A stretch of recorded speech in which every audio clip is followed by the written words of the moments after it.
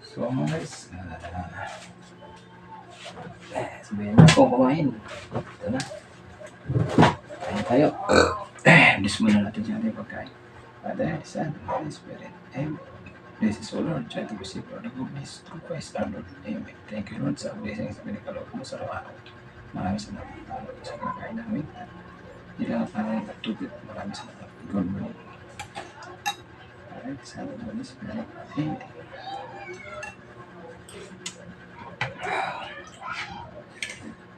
Sabaw na naman tayo guys.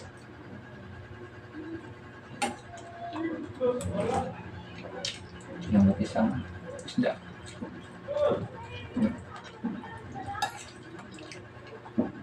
Spinach. Kulitis sa probinsya pag tinatawag. Probinsya, kulitis yung tawag namin dito, spinach.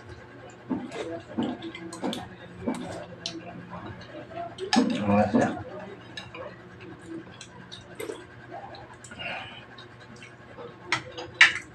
Nang malaman nyo kung ito yung nilutok nyo sa spinach, i-search nyo po sa YouTube kung ano pong benefits na nabigay niya na benefits.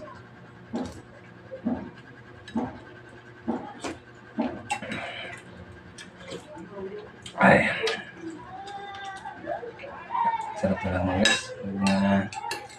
Tawag ito, bagong luto.